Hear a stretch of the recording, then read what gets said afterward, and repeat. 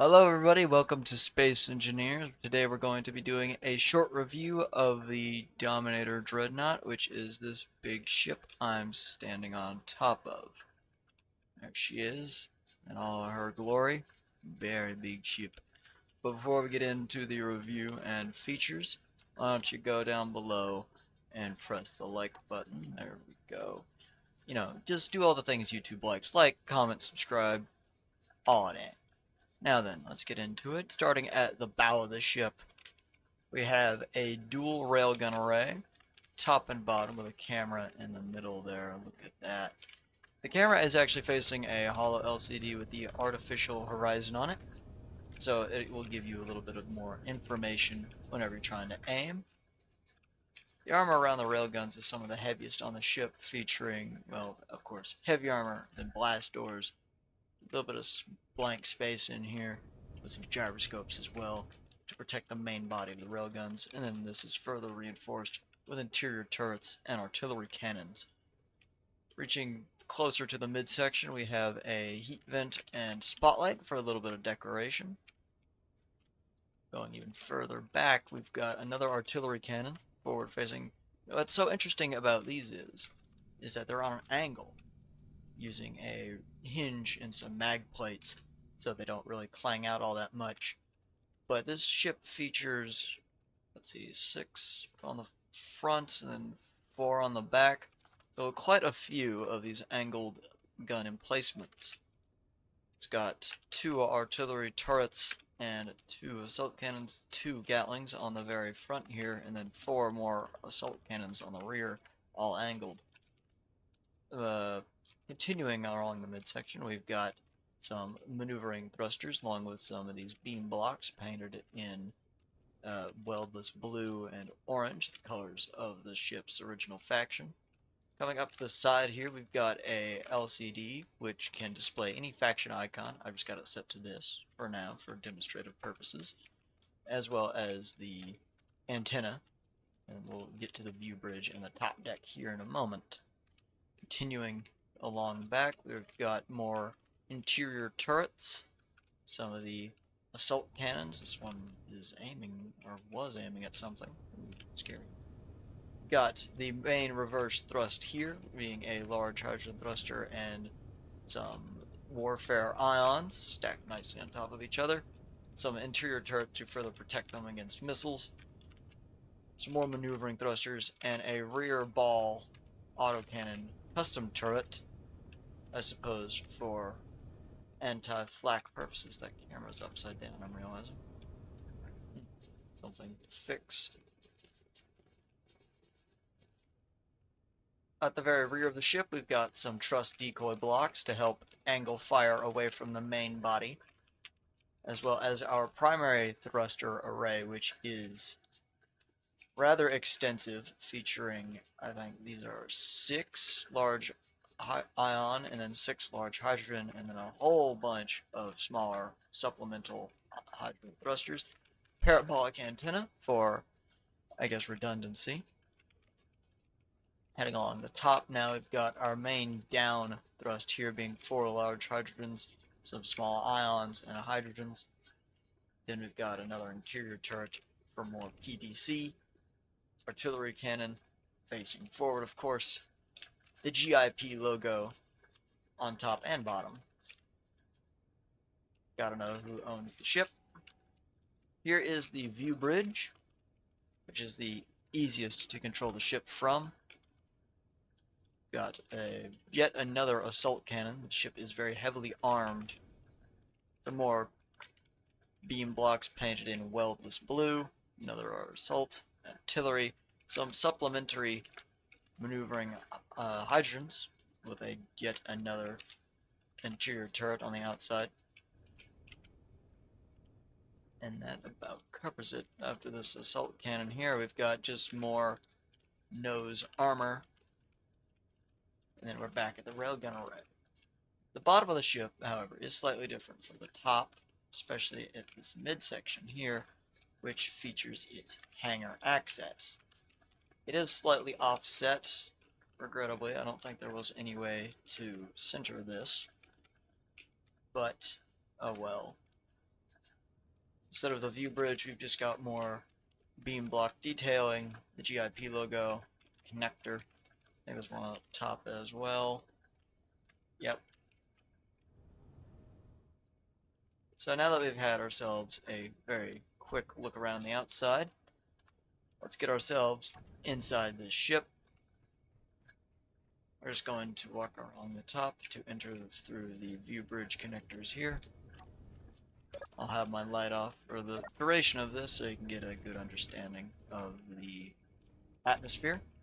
We've got one of the airlocks, one of the outside airlocks, I guess, with a depressurization fan and automatic doors. Give it a second. There it goes. This is the road to the view bridge. We've got a cargo access terminal here, so you can access all the cargo. On the view bridge now, we've got the main steering helm with an amazing view of the immediate area. Although I suppose you can't really see it beneath you all that well. We have a button panel here with a number of things. This one opens the hangar doors, alarm start and stop, and then a display message. There we go. Surrender or be destroyed. The corridors here are all painted with a slightly off-white carbon fiber armor texture, except I guess one got through. Heading down, this is one of the timer blocks for the alarm system. We will get to these side doors here in a moment once we investigate the hangar. But here in this middle deck, there is the crew quarters down these hallways, and a small lounge and break area here. One of the alarm lights, fish tank, corner couches, another couch, some plants, and a bar here, as well as an inset kitchen. A little bit of coloring with this passage to side. Pretty sure this is. Heading into one of the crew quarters. We're only going to investigate one because they're all the same. Got enough space for 4 crew members, bathroom, and a shower. Enough space for a couple of people to walk around in here. A corner armory, so you can have a place to put all your jetpacks, helmets, and gloves, I guess.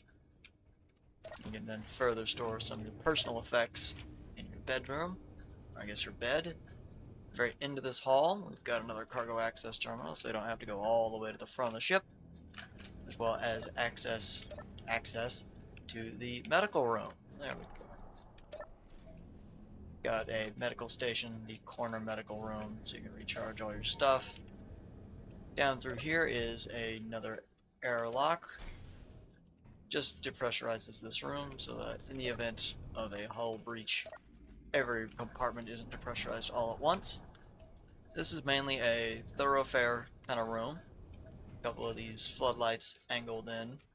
One of the, pretty sure that's one of the sound blocks for the alarm system. But in here we mostly have all of the components for the ship. AI, broadcast controllers, programmable blocks. The ship doesn't use any scripts, but it could definitely be outfitted with some fairly easily. Custom turret controllers for the ball turrets on either side. Back in here we have the CIC. Very good to have on a large-scale warship like this. In here we've got a refill station and a cargo access terminal, weapons rack, some spare boxes. The seat here is for a navigator to sit, and up above we have the main commander's seat. Air vent as well, so that the place stays pressurized. Heading down through here, yet another bulkhead style airlock, just to ensure security across all main rooms. If you'll let me in. There we go. Here you have the reactor room, featuring 4 large warfare reactors, a couple of signs, and an interior turret to ensure that the reactor room remains secured. This is technically part of the same room, but through here we've got 2 large hydrogen tanks, some space between the walls just to ensure, I guess, general safety in case these decide to catch and blow up. We've got a couple of large industrial cargo containers along with ladder access up, so you can access the air vent in these hydrogen tanks in case you need to refill your bottles. And then you get an overlook into the reactor room. Some more floodlights. And once we go through here, we'll be in the hangar. One more airlock. Got a couple of seats, some shelves. Forgot the word for shelf for a second. Up in here, we've got a small armory. So we got some corner armories, some lockers, and weapons racks. Up on top of this, though, we've got ourselves another refill and cargo access station storage area. Another light for the alarm system. We're going to go over some of these later, but this hangar has enough space to hold a couple of fighters, 2 support craft, and a gunship. These small catwalks here just lead back into the main room through another airlock. There we go, right back into the mid-deck, so you can quickly access the hangar from the middle of the ship. This is here so you can easily access the gunship control seat. And of course a ladder up as well. You got yourself a little cargo pad here so you can lock down some cargo and not have to worry about it moving around. The side is kept clear so personnel can walk through. There are your fighters. I've already done a review on my channel for these things, so if you want to check that out, it may be linked at the end of the video or in the description below. Got some detailing with some neon tubes, looking like wires, some more pipe works at the top there, one of the gravity generators tucked away all the way up there. This button here opens the main hangar doors, in the style of a Star Destroyer with these ones. Up here at the very front of the ship is your cryo bay, after a very long airlock. Here's your cryo room, enough space for 7 people in cryo at once, and a hollow table, inset light, and an air vent. Everything in here is kept very secure. This room is made entirely of heavy armor, so nothing is going to easily break through into there.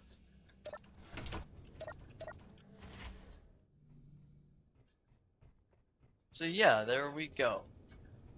Suppose I should do a short review of the ships carried on board. Here we have a Lapcat support craft. It's armed with an autocannon turret. It's got itself a spotlight, a couple of large mag plates, I think these are called. Its job is to mainly just grab onto things. It does its job pretty well. It's all hydrogen powered, a lot of gyroscopes on there.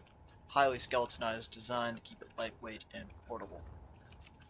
In the back here we've got our lapdog worker. Its job is for menial repair and salvage. The goal would be you grab onto it with the cat and the dog comes over and munches it up. It's armed with a couple of warfare Gatling guns just for self-defense.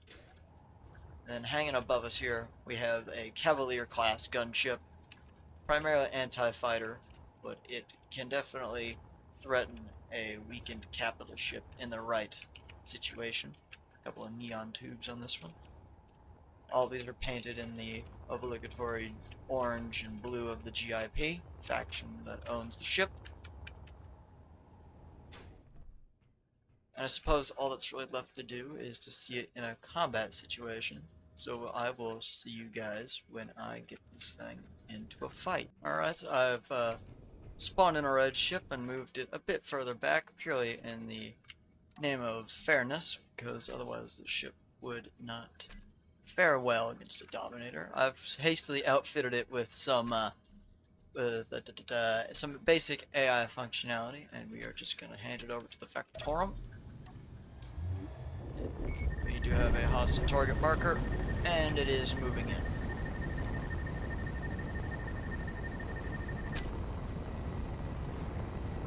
So behold the might of the Dominator.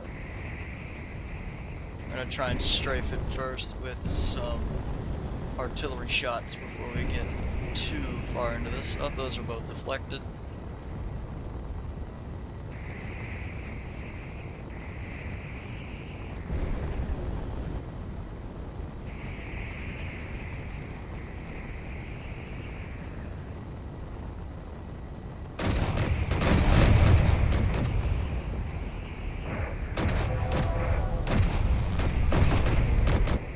That is a direct hit with both primary weapons.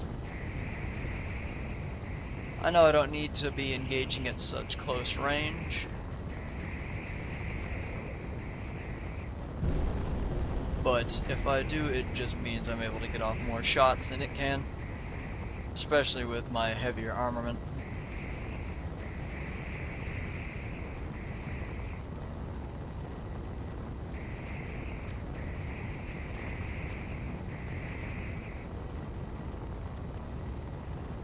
And with that, I think it's dead in the water.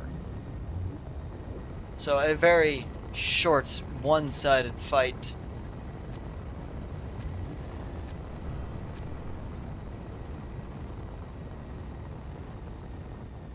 But, all in all, a decent display of just what this ship is capable of. It is also equipped with a projector, coincidentally, the minimal damage it sustained being highlighted. The main body of the ship, being the outer hull, is mostly light armor, so it does crumple and shatter much faster than any of the important systems within. But before we go ahead and we'll end it, let's go ahead and deploy a quick fighter so we can get a look-see at the damage dealt to our enemy, shall we?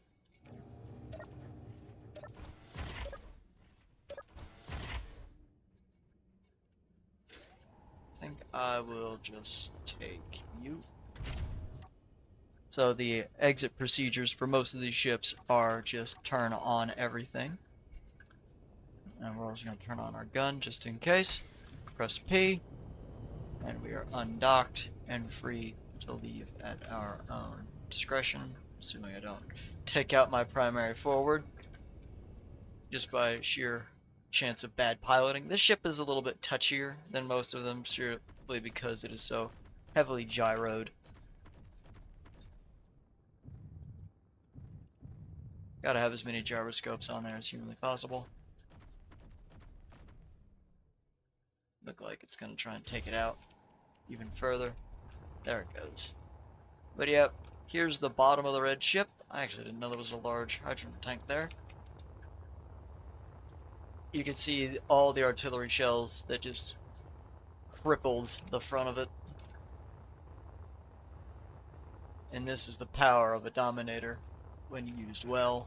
I can definitely say that I am not the best pilot to ever grace Space Engineers, but I like to think I'm decent enough to pilot a large warship like the Dominator. So there you are. The Dominator Dreadnought should be available on the Steam Workshop by the time this video goes live. If not, give it a moment and it will be available. Until then, don't forget to like, comment, subscribe, all of that, and I will attempt to bring you more content like this in the future. Thank you, and see you guys next time. Goodbye.